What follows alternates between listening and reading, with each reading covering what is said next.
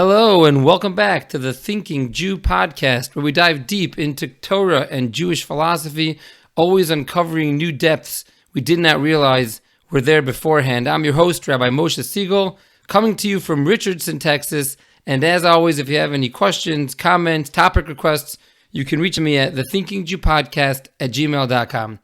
I want to discuss today the deeper meaning behind a few numbers in Judaism, specifically the numbers 6, 7, and 8.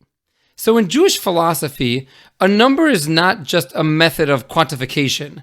It's not just a means to allow me to pass over a piece of knowledge to you, for example, telling you how much of something I have. But there's actually an inherent representation and meaning behind each number.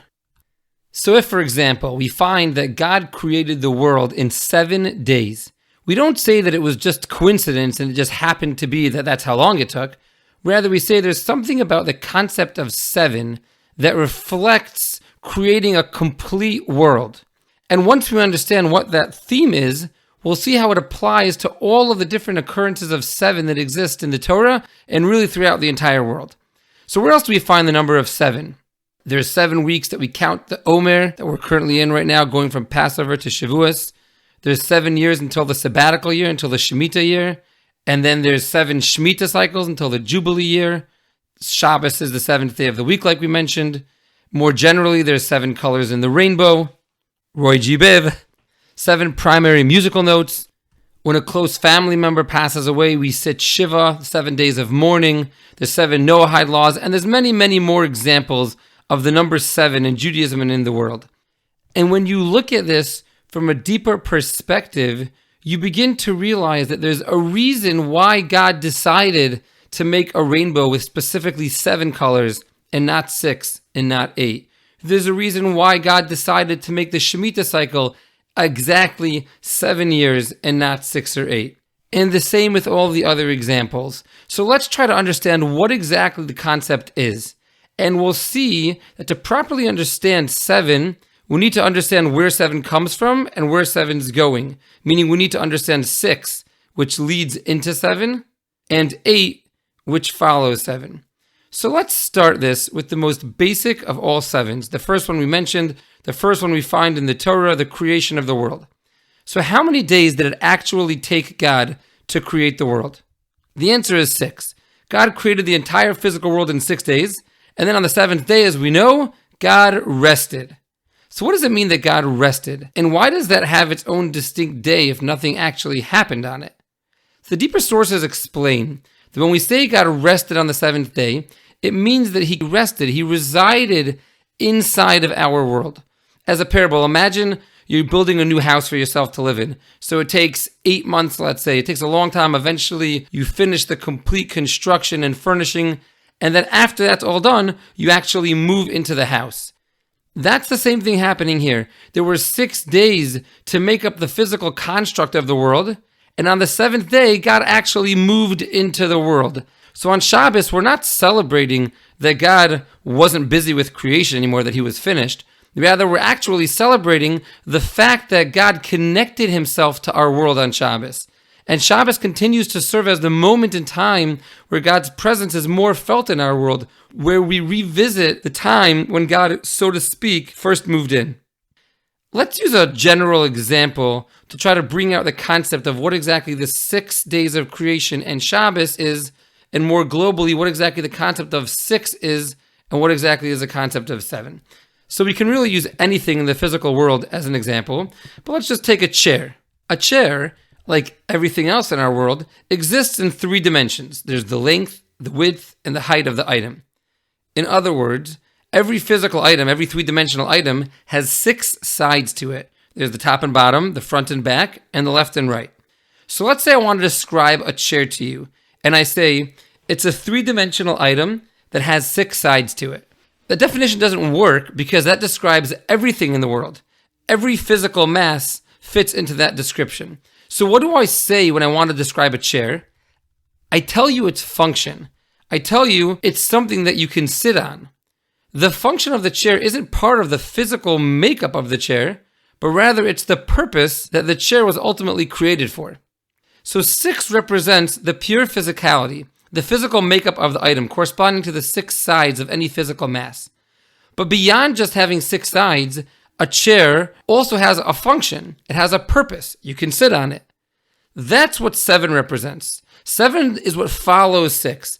Beyond just having a physical mass, 7 represents the purpose, the functionality of that item. In Hebrew, we refer to these concepts as chomer and tsura. 6 corresponds to the chomer, meaning the physical mass, the physicality of the item, and 7 corresponds to the tsura, which means the purpose of the item. So if you go back to our example of Shabbos, it wasn't random that God took 6 days to create the physical reality of our world. Rather, creation of a purely physical entity is by definition represented by the number 6. So Hashem specifically used 6 days to create the physical world because 6 itself reflects the concept of creating a physical world. Next comes Shabbos. Shabbos is on the 7th day. And Shabbos is the tsura of the world. It's the purpose of the world. It's functionality. You want to know why God created the world? What's the purpose of a chair? To provide a place for people to sit on. What's the purpose of the world? To provide a place for people to connect to God in. And that purpose was actualized on the 7th day, Shabbos. So if we're to define what exactly is 6, what exactly is 7, 6 is connected to the physical identity of the item. A piece of wood connects to 6. 7 is its complete, perfect physical unit. An item is perfect when it's fulfilling a purpose, when it's actualizing its potential.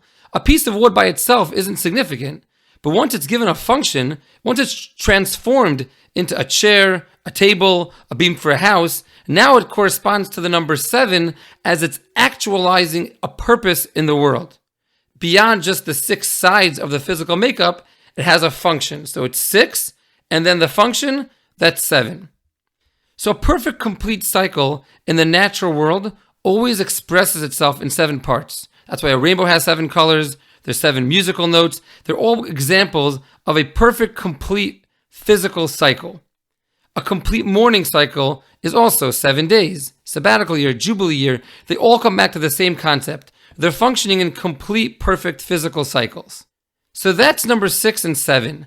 Where does 7 lead to? What's number 8? The concept of 8 is the next level beyond physical perfection.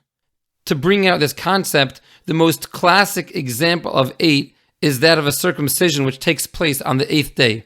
The circumcision is the unique sign of a Jew that he can override the physical temptations and the seemingly perfection of this world of 7, and he can connect the world to the divine. He can connect to a world greater than 7. He can connect to a world of 8. Hence, the bris is on the 8th day. And the Maharal explains that this is actually the deeper reason why a circumcision overrides the Sabbath. In general, Shabbos is extremely significant, and almost nothing will override Shabbos. But a circumcision, even though you have to transgress one of the laws of Shabbos by making a wound, it overrides the laws of Shabbos because the world of 8 always supersedes the world of 7. The greatest connection we have in our physical world of 7 to the supernatural world of 8 is the Torah. There are 2 distinct calendar dates in which we celebrate the Torah. The first date is the upcoming holiday of Shavuos, in which we celebrate the receiving of the Torah that we got on Mount Sinai. And the second is the holiday of Simchas Torah, in which we celebrate the completion of reading the yearly cycle of the Torah. When does Simchas Torah fall out? Simchas Torah is the 8th day of Sukkot. In the Torah, Sukkot is 7 days. It's followed by Shmini Atzeres, which is the 8th day on which we also celebrate the Torah, specifically on the 8th day. When does Shavuos fall out? So we know we're now in the middle of the counting of the Omer. We're counting 7 weeks of 7 days, 49 days total. Shavuos falls out on the 50th day. The Maharal explains that the greatest expression of 7-ness in the world is if you take 7 and you multiply it by 7, which is 49, that's the strongest expression of 7 you can have. So what comes after 7 times 7? What comes after 49? 50. Shavuos. 50, the Maharal explains, is really connected to the same concept as 8 because they're both the numbers that follow physical perfection, and they reflect our connection to that which overrides nature, that which is greater than nature, the supernatural, spiritual world of God. So both days that we celebrate the Torah on always takes place in the world of 8. And we can really go through that entire list we started with of 7s and explain how this concept works through all of them. But I'll leave that up to you to think through. If you have any questions, feel free to reach out, thethinkingjewpodcast@gmail.com. But I want to just leave you with one last amazing idea that expresses itself with 6, 7, and 8. Another place we know where 8 plays a major role is the holiday of Hanukkah. As we know, Hanukkah is 8 days long because the oil miraculously lasted for 8 days. Now, what are we celebrating? Who did we defeat in the Battle of Hanukkah? Who are our enemies? The Greeks. What was the basic ideological battle between the Greeks and the Jews? So we know historically the Greeks were the creators of the Olympics, of gymnasiums. The Greeks were very focused on the human body. Their philosophy was that physical perfection was itself the purpose. They connected the world of 7. What's the purpose of the physical world? They connected it back to 6. The Jews, on the other hand, they believed that really the world of 7, our physical world, is connected to a higher world. It's connected and it actually flows from the world of 8. And this was really the great ideological battle between the Jews and the Greeks. And if you look, it's an amazing thing. How do we say Greece in Hebrew? The word is Yavan. The numerical value of the word Yavan is 66, because that's what Greece stood for. They stood for 6. That's who they were.